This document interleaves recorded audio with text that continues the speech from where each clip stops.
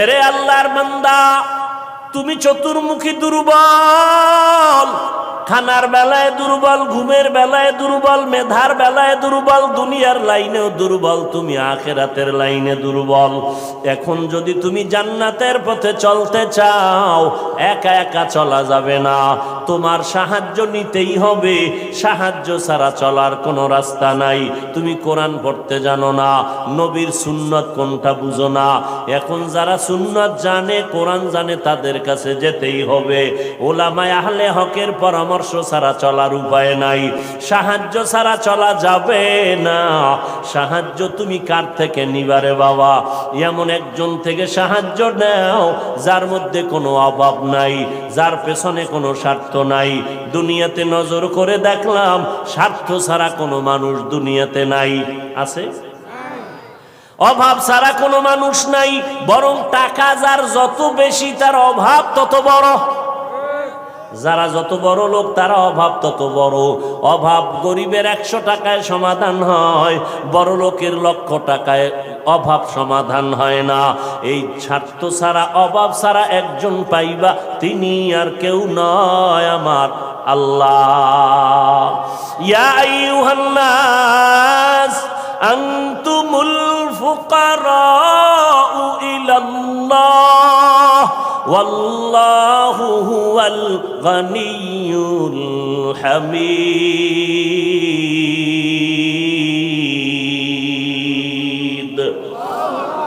गर तवक्कुल मी कुनी हर सुबह शाम, मेरा सनद रिज़्क़ तू अज़ला मकाम। বাহাদুরি করিও না রে বাবা, অন্যের সাহায্য ছাড়া চলা যাবে না। দোয়াও কিন্তু একটা সাহায্য, দোয়াও সাহায্য। সাহায্য ছাড়া চলা যাবে না। মা বাবায় দোয়া করে, এর সাহায্যে আমরা বড় হয়েছি। মা বাবার ক্লান্ত পরিশ্রমের কারণে আমরা বড় হয়েছি, মা বাবার সহযোগিতায় বড় হয়েছি। কিন্তু স্বার্থ ছাড়া জমিনের মধ্যে কোনো মানুষ নাই, অভাব ছাড়া কেউ নাই। যার কোনো অভাব নাই তিনি হলেন আমার আল্লাহ, যার কোনো স্বার্থ নাই তিনি আমার আল্লাহ। এরে বান্দা, নিজেরে বড় মনে করলে ধ্বংস অনিবার্য। আল্লাহর এক বান্দা বড় আবেদ, আমার নবী সাহাবায়ে কেরামদের ঘটনা শুনাইতেছেন। বড় আবেদ, বনি ইসরাইলের ভেতরে নাম বড়, নাম ডাক বেশি, এত ইবাদত করতেছে। একদিন সিদ্ধান্ত নিয়ে নিল, ঘরের মধ্যে থাইকা ইবাদত একুরেট হয় না, মানুষের সাথে চলাফেরা, মানসিকতা নষ্ট হয়ে যায়। সিদ্ধান্ত নিয়া পাহাড়ের কিনারায় চলে গেল। পাহাড়ের উপরে উঠা ছোট্ট একটা রুম বানাইয়া ওইখানে আল্লাহর বান্দা ইবাদত করে।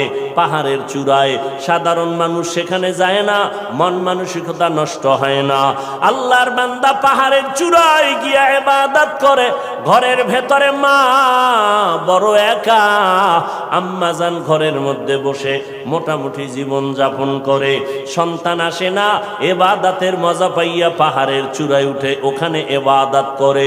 একদিন মা মনে মনে ভাবলেন, আমার সন্তান আমার কাছে না আসলে তো আমি ও থাকতে পারে, আমি মা তো থাকতে পারি না।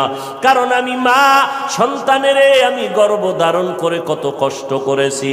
মা সিদ্ধান্ত নিল, আমি হেঁটে হেঁটে পাহাড়ের কিনারায় যাইয়া আমার বাবার চেহারাটা একটু দেখা কলবেরে সান্ত্বনা দিব। আম্মা জান ঘুমের থেকে উঠা সকালবেলা সূর্যের গরম যখন শুরু, হেঁটে হেঁটে পাহাড়ের কিনারায় চলে গেলেন। আল্লাহর বান্দা আবেদ পাহাড়ের চূড়ায় ইবাদত খানায় নামাজ পড়ে আর আল্লাহরে সেজদা দেয়।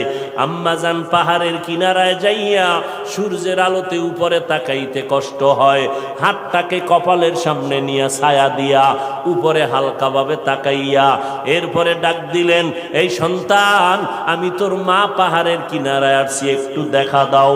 আমি মা তোমার চেহারাটা দেখার জন্য পাগলের মতো হয়ে গেলাম। আল্লাহর বান্দা পাহাড়ের উপর থেকে মায়ের কণ্ঠের আওয়াজটা শুনছে। এমন সময় ডাক দিছে মা, যেই সময় আল্লাহর বান্দা নামাজে দাঁড়ানো। চিন্তায় পড়ে গেল, এখন কি মায়ের ডাকে সাড়া দিব নাকি আমার মাওলার সাথে আমি কথা বলবো। সিদ্ধান্ত নিয়েই বান্দা মায়ের ডাকে আর সাড়া দেয় নাই, নামাজে দাঁড়ায় গেল, নামাজের ভিতরে মশগুল হয়ে গেল। আম্মা জান দীর্ঘ টাইম কষ্ট করে দাঁড়াইয়া সন্তান যখন সাড়া দেয় না, মা হালকা একটু কষ্ট নিয়ে বাড়ির মধ্যে রওয়ানা। বাড়িতে চলে আসলেন, ঠিক আছে বাবা তুই ইবাদত করো, ওখানে থাক, আমার ডাকে সাড়া দিলি না, দুঃখ নিয়ে চলে গেলাম। মা বাসায় চলে গেল, কিন্তু মায়ের চোখে ঘুম হয় না।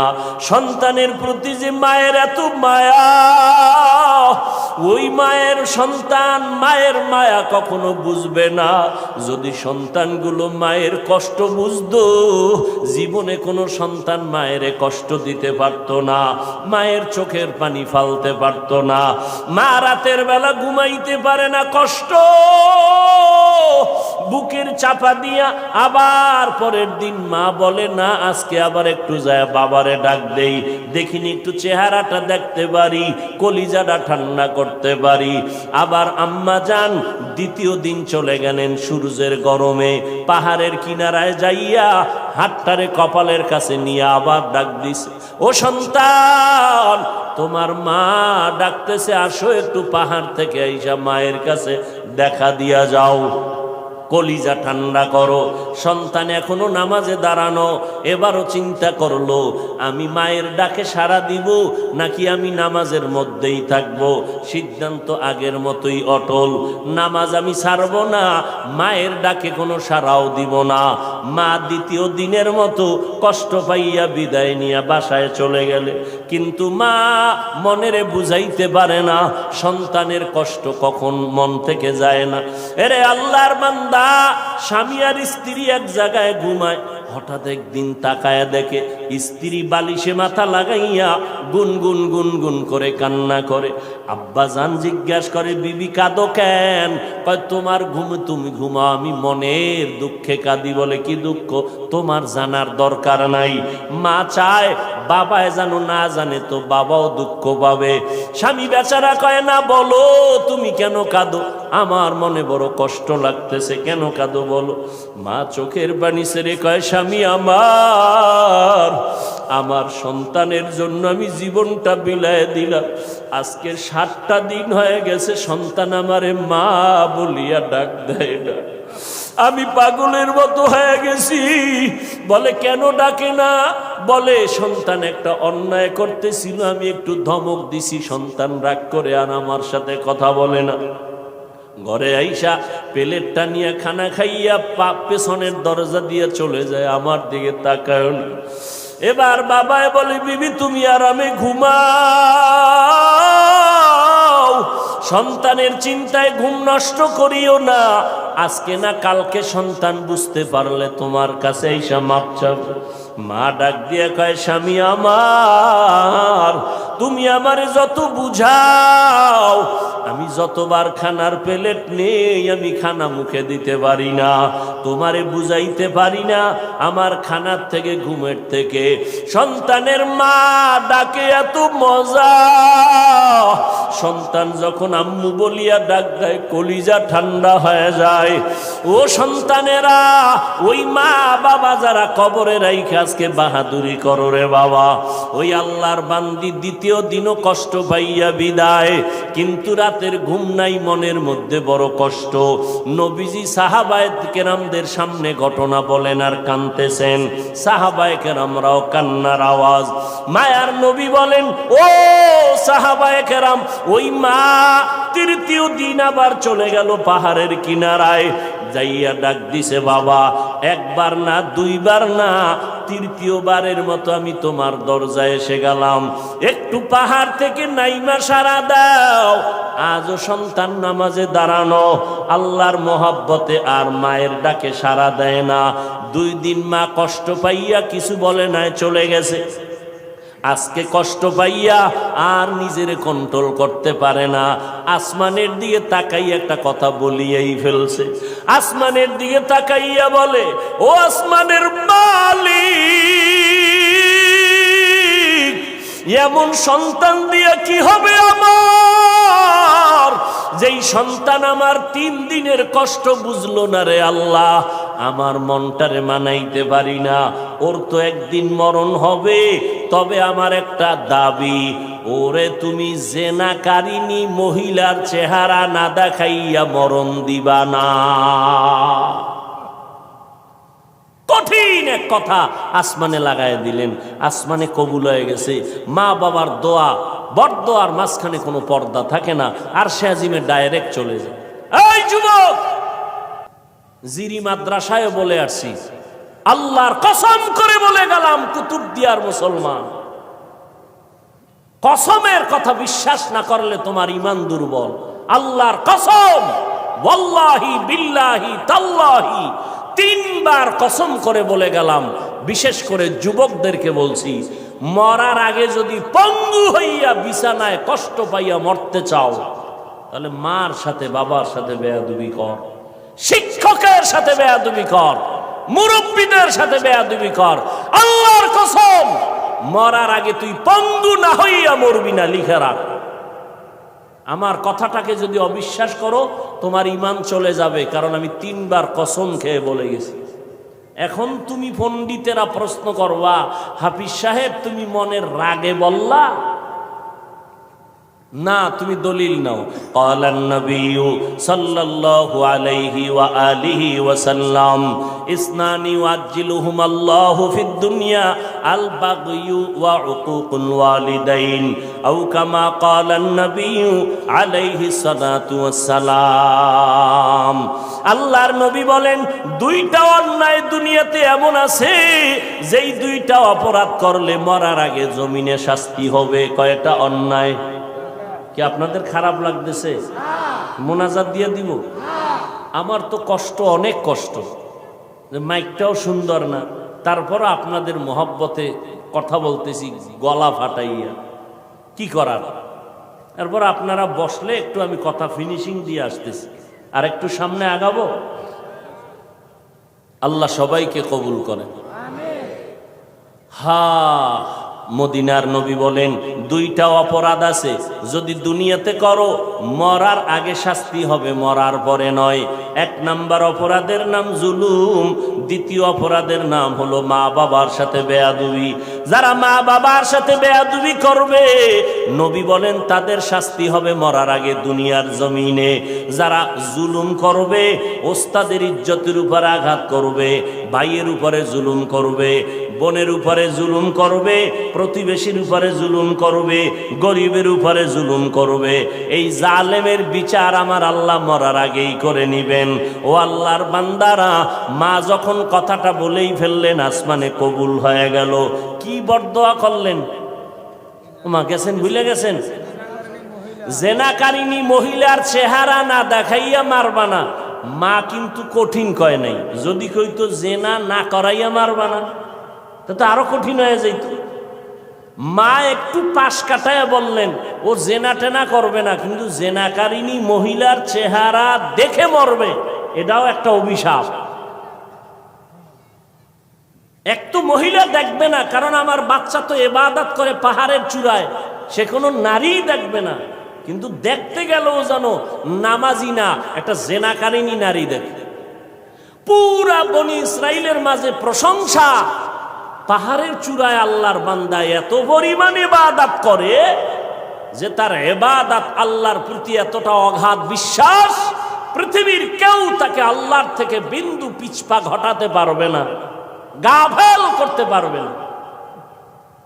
ওই এলাকার এক সুন্দরী মহিলা, রূপসী, সে কয় এত প্রশংসা তারে কেউ আল্লাহর থেকে আলাদা করতে পারবে না। কয় না, কেউ পারবে না। কয় আমি পারবো। সুন্দরী মেয়ে বলে আমি পারবো। এই মেয়ে হাঁটতে হাঁটতে ওই পাহাড়ের চূড়ায় উঠছে, উঠা দেখে আল্লাহর বান্দা নামাজে দাঁড়ানো। ওর কামি শুধু আল্লাহর সেজদা দেয়, নামাজে দাঁড়ায়, তেলাওয়াত করে, দিয়ে কাজ চলতেছে, নামাজ আর নামাজ আর নামাজ। ওই মহিলা আল্লাহর আবেদ বান্দার সামনে দাঁড়ালো, যেই সুরাতটা ধরলে আল্লাহর বান্দার নজর চলে আসবে, জিনা করার জন্য বাধ্য হবে, এমন কৌশল কোনোটা বাদ দেয় নাই মহিলা। কিন্তু তাকায় দেখে আল্লাহর বান্দা একটা নজর কোনো দিকে ডান বাম করে না, নিচের দিকে নজর, আল্লাহর মোহব্বতের ভিতরে মশগুল। বলবেন মহিলা হাতটা ধরবে না, রে বাবা এটা সম্ভব না। আল্লাহর উপরে ভরসা কইরা যারা চলবে এদের গায়ে টাচ করার ক্ষমতা কোনো বাহাদুরের নাই। যদি হাত বাড়ায় তোর হাতটা সাথে সাথে বাঁকা হয়ে যাবে। ইব্রাহিম নবী বিশ্ব সুন্দরী সারাকে নিয়ে যাইতেছিল মিশরের উপর দিয়া। জালেম বাদশা খবর পাইয়া সুন্দরীর টাইনা নিয়ে আসছে। ইব্রাহিম নবী গাছতলায় বয়ে খায়, আল্লাহ আমি না নবী, আমার স্ত্রীর উপরে যদি আঘাত করে চরিত্রের, তা আমার নবুয়তের হালাত কি হবে? আল্লাহ কয় হেফাজত আমি করব, তোমার ভয় লাগে? তোমার অন্তর্চক্ষু খুলে দিলাম, ওই বাদশা জালেম তোমার স্ত্রীর সাথে যা করবে তুমি গাছতলা বয়ে সব দেখবা। জালেম মিয়া আসল রুমের মধ্যে ঢুকাইয়া যখন হাত বাড়াইছে, হাতটা বাঁকা হয়ে গেছে, অবশ হয়ে গেছে। একবার, দুইবার, তিনবার পরে বেডি ইব্রাহিম নবীর স্ত্রীর কাছে মাপ চাইছে। মাপ চাইয়ে কয়, তোমার মধ্যে এমন কি পাওয়ার, আমি হাতটা আগাইয়া গেলেই বাঁকা হয়ে যায়? এই মহিলা, তোমার মধ্যে পাওয়ার কি? আমার মধ্যে কোনো পাওয়ার নাই, একটা পাওয়ার, আমি আল্লাহর একজন নবীর স্ত্রী। তাই নাকি? বলে হ্যাঁ। কই সে নবী? বলে গাছতলায়। ডাকো, সম্মানের সাথে ডাকো, মাফ করে দাও আমাকে, অন্যায়ের থেকে মাপ চাইলাম। এইবার বাদশাহ দাইকা নবীরে মেহমানদারি করাইয়া ওই বাদশার এক খাদেমা হাজেরা এরে দিয়ে দিল ইব্রাহিম নবীর খেদমতে। সন্তান টন্তান নাই, শুইনা দিয়ে দিছে। ইব্রাহিম নবী বিবাহের বন্ধনে আবদ্ধ কইরা এরপরে সে 80 বছরের পরে মাওলা একটা সন্তান দিলেন ইসমাইল নামে। তাও প্রথম স্ত্রীর থেকে নয়, দ্বিতীয় স্ত্রী হাজেরা আলাইহাস সালাম থেকে। তো মহিলা পাহাড়ের চূড়ায় উঠা আল্লাহর বান্দার সামনে যত অপকৌশল করার প্রয়োজন করছে, কিন্তু বান্দার দিলকে তার দিকে আকৃষ্ট করতে। এই যুবক, বুঝো কিছু, তুমিও মুসলমান, আর তোমার মন আকৃষ্ট করবে কিভাবে? তুমি আকৃষ্ট আর একজনকে করতেছ। একজনকে করলে তো হইতো যে হ্যাঁ একবারের মাইয়ার মন আকৃষ্ট করে বিয়ে করে জীবন চালায়। তুমি করতে করতে 10টা মাইয়ার জীবনের উপরে আক্রমণ করেছ। এর ঝাল আল্লাহ দুনিয়ায় মিটাবে, মরার পরে না। জুলুম করেছ নারীর ইজ্জতের উপরে, বিচার হবে মরার আগে, রসুলের হাদিস। মহিলা এবার সার্থক না ব্যর্থ দেখছেন নি? আপনারা এরকম বেউস, পাহাড়ের চূড়ায় মহিলা কি সার্থক না ব্যর্থ? সার্থক। ব্যর্থ হয়ে গেল, পুরুষের সাথে দুর্বল হয়ে গেল, পারলো না, জিততে নাইমে আসে নিচে। কয় যখন সোজা ভারী নেই, এবার বাঁকা তোরে ঠিক করুন। বাঁকা কি? নিচে নাইমা চলে গেল। ওই পাহাড়ের পাশে একটা বিশাল খোলা ময়দান, ময়দানের ভিতরে একটা রাখাল বকরি চড়ায়। ওই রাখালকে ধরলো, রাখালের সামনে যাইয়া অপকৌশল করে রাখালের সাথে জিনা করেছে এই নারী। একটা ছেলে সন্তান হয়ে গেল।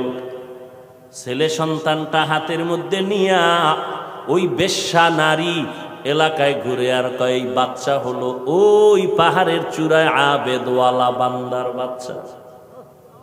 দেখছেননি কারবার? ঘুমাইতেছেন আপনারা না? হ্যাঁ, যে ওয়াজ চলে এত পুরানো ওয়াজ আপনারা সবাই জানেন, ঘুমাইলেই হয়। বাচ্চা কার জানেননি? কার কার? আর মহিলা প্রচার করে কার? আল্লাহ জানেনি। মায়ের বরদোয়া একদিক, ওদিকে ও আল্লাহর কাছে কাঁদতেছে। দুই দ্বিমুখী সংঘর্ষ চলতেছে। একদিকে মা কইছে যে না কারিনী মহিলার চেহারা দেখাও, ওদিকেও আল্লাহরে ডাকতেছে যেন ইজ্জত নষ্ট না হয়। মহিলা যখন এই বাচ্চা নিয়ে মানুষের কাছে কান্দে আর কয় বাচ্চা ওই তোমগো আবেদের, তোমরা যার এত গুণগান গাইছো ওই বাচ্চা, জিনার বাচ্চা, অবৈধ বাচ্চা। মানুষ সব শুই না, যারে এত কলিজা দিয়া ভালোবাসি তার অবস্থা এই, লাঠি টাঠি নিয়া এবার পাহাড়ে উঠা, আরে ফিডা খানকা টানকা সব ভেঙ্গে যখন আল্লাহর বান্দার উপরে আঘাত শুরু করেছে, বান্দা বলে তোরা আমার গায়ে হাত দাও কেন? বলে এই খবর, তাই নাকি? বলে হ্যাঁ, আল্লাহর জাতের কসম আমার দ্বারা এমন কোনো অপরাধ হয় নাই। কে বলেছে? আমগো এলাকার সেই রূপসী নারী, তাকে ডাকো। এবার জেনাকারিনী মহিলাকে ডাকা হলো। জেনাকারিনী মহিলাকে ডাকার পর আল্লাহর বান্দা আবেদের সামনে জেনাকারিনী মহিলা দাঁড়ানো। মা কইছে আল্লাহ আমার সন্তানের জেনাকারিনীর চেহারা না দেখাইয়া মরণ দিও না। এই ঘটনা শুনে জেনাকারিনী মহিলা বাচ্চা নিয়ে হাজির। আল্লাহর বান্দা সিজদায় পড়ে কান্না করে কয় আল্লাহ তুমি আমারে মাফ করিয়া দাও, উম্মতের সামনে তুমি সত্যটারে জাহের করে দাও, সত্যটারে তুমি প্রকাশ করে দাও, ইজ্জতের হেফাজত করো। নামাজ পড়ে কান্নাকাটি করে দোয়া করে এইবার মহিলার সামনে দাঁড়াইল। মায়ের বরদোয়াটা এইবার কবুল হয়ে গেল। এইবার মহিলারে কয় তুই নাকি আমার বিরুদ্ধে বলেছো? কয় হ্যাঁ। কি বলছো? কয় বাচ্চা তোমার। কয় নাউযুবিল্লাহ, বাচ্চা আমার? বলে হ্যাঁ। দে বাচ্চা আমার কোলে দে।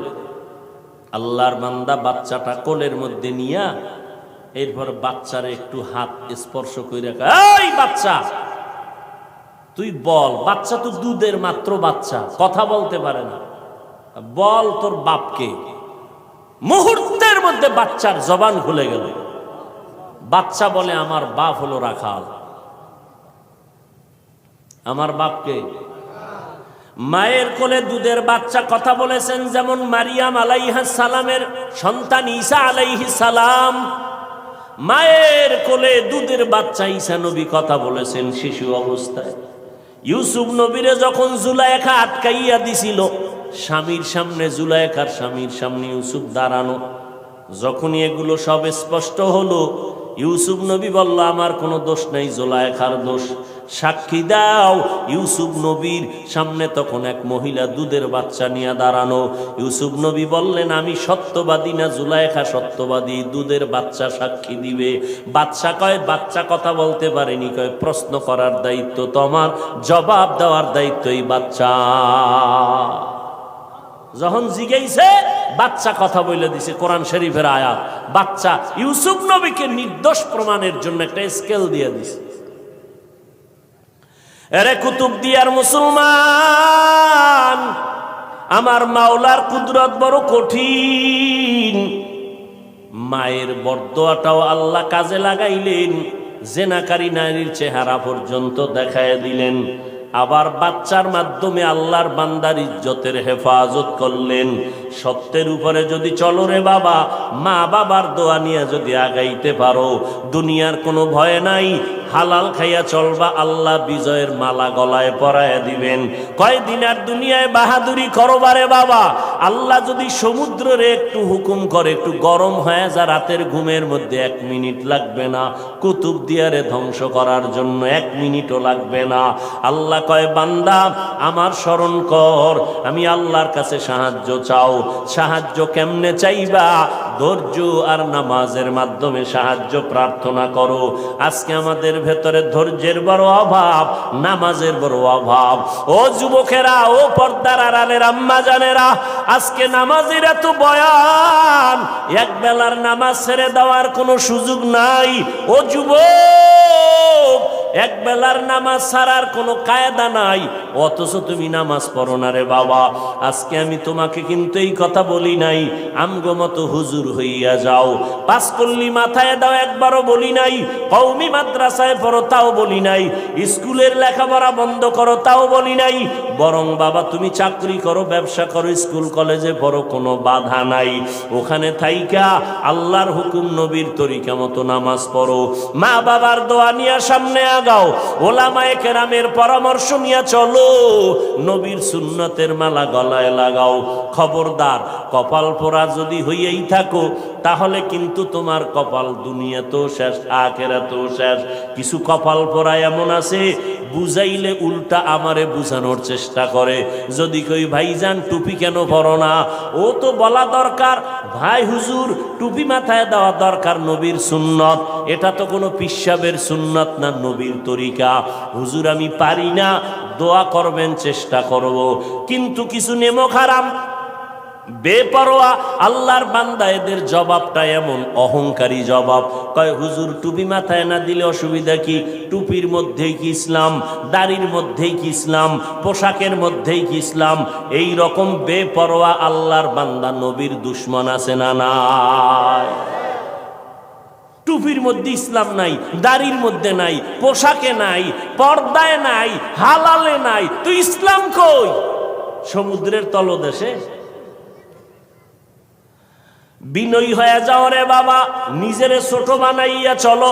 কোন আলেম যদি বলে বাবা নামাজ কেন পড়ো না, তোমার জবাব থাকবে হুজুর নামাজ অবশ্যই পড়া দরকার, আমি চেষ্টা করি পারি না, একটু দোয়া কইরা দেন সামনের থেকে যেন নামাজ ধইরা ফালাইতে পারি। বিনয়ের সাথে দোয়া চাওয়ার চেষ্টা করো, অপরদিকে মা বাবার দোয়া নিয়ে আগাও। ও যুবক ভাই, আমি তোমারও সামনে উদাহরণ পেশ করি, সব জায়গায় বলি, তোমার মতো যুবক পাঁচ বেলার নামাজ পড়ে, এই জমিনের মধ্যে স্কুল কলেজে পড়িয়াও নামাজ পড়ে আছে না নাই? ভাইরা আমার, পাঁচ বেলার নামাজ পড়ে অভাব নাই। তোমার আমার মতো যুবক সন্তান নবীর তরিকা মতো চলে, চাকরি করে, ব্যবসা করে, অভাব নাই। আল্লাহর মোহাব্বত নিয়া আল্লাহর কাছে তওবা করো, তওবার দরজা খোলা। মনে মনে বলো হে আল্লাহ, আর নামাজ ছাড়বো না, বেপরদায় চলবো না, মা বাবাকে কষ্ট দিব না, ওলামায়ে কেরামের পরামর্শ নিয়ে চলবো, নবীর তরিকায় চলবো, ওলামায়ে কেরামের পরামর্শ নিয়ে চলবো, নবীর সুন্নাত মেনে চলবো। আল্লাহর কাছে যদি তওবা করার নিয়ত হয়, খাঁটি তওবা করার নিয়ত যাদের আছে, দুটো হাত আমার আল্লাহকে দেখায়া দাও।